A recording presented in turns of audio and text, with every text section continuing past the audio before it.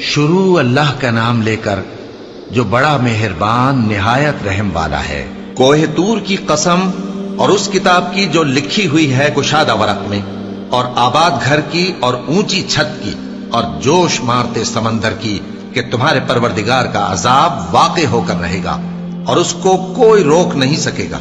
جس دن آسمان لرزنے لگے کپ کپا کر اور پہاڑ سچ مچ اڑنے لگیں تو اس دن جھٹلانے والوں کے لیے خرابی ہوگی جو بیکار باتوں میں پڑے کھیل رہے ہیں۔ جس دن ان کو آتش جہنم کی طرف دھکیل دھکیل کر لے جائیں گے اور کہا جائے گا یہی وہ جہنم ہے جس کو تم جھوٹ سمجھتے تھے۔ تو کیا یہ جادو ہے یا تم کو نظر ہی نہیں آتا؟ اس میں داخل ہو جاؤ اور صبر کرو یا نہ کرو تمہارے لیے یکساں ہے۔ جو کام تم کیا کرتے تھے یہ انہی کا تم کو بدلہ مل رہا ہے۔ جو پرہیزگار ہیں وہ باغوں اور نعمتوں میں ہوں گے، جو کچھ ان کے پروردگار نے ان کو بخشا اس کی وجہ سے وہ خوشحال ہوں گے، اور ان کے پروردگار نے ان کو دوزخ کے عذاب سے بچا لیا۔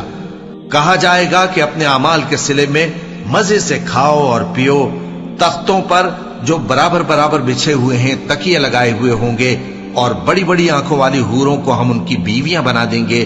اور جو لوگ ایمان لائے اور ان کی اولاد بھی راہ ایمان میں ان کے پیچھے چلی، ہم ان کی اولاد کو بھی ان کے درجے تک پہنچا دیں گے اور ان کے اعمال میں سے کچھ کم نہ کریں گے۔ ہر شخص اپنے اعمال میں پھنسا ہوا ہے، اور جس طرح کے میوے اور گوشت کو ان کا جی چاہے گا ہم ان کو عطا کریں گے۔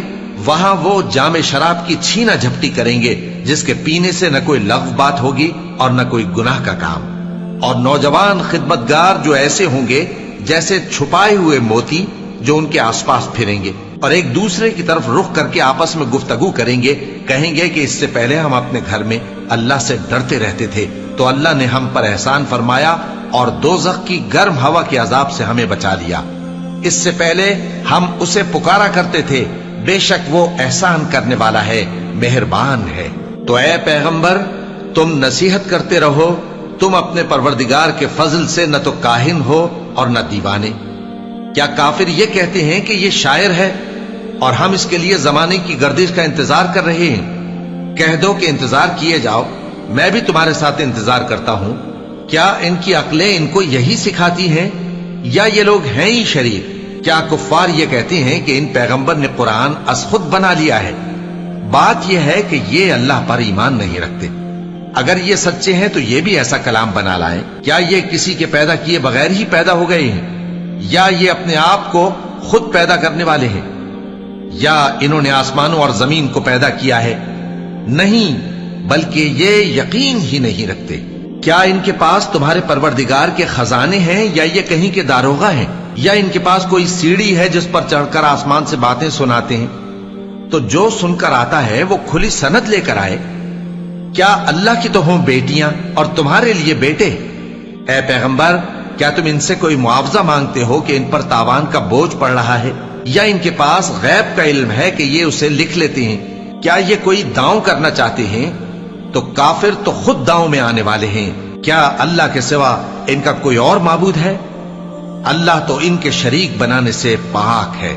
اور اگر یہ آسمان کا کوئی ٹکڑا گرتا ہوا دیکھیں تو کہیں کہ یہ ایک تہ بتہ بادل ہے، بس ان کو چھوڑ دو یہاں تک کہ یہ اس روز کا سامنا کر لیں جس میں یہ بے ہوش کر دیے جائیں گے، جس دن ان کا کوئی داؤں کچھ بھی کام نہ آئے گا اور نہ ان کو کہیں سے مدد ہی ملے گی۔ اور ظالموں کے لیے اس کے سوا اور بھی عذاب ہے، لیکن ان میں کے اکثر نہیں جانتے۔ اور تم اپنے پروردگار کے حکم کے انتظار میں صبر کیے رہو، تم تو ہماری آنکھوں کے سامنے ہو۔ اور جب اٹھا کرو تو اپنے پروردگار کی تعریف کے ساتھ تسبیح کیا کرو، اور رات کے بعض اوقات میں بھی اور ستاروں کے غروب ہونے کے بعد بھی اس کی تسبیح کیا کرو۔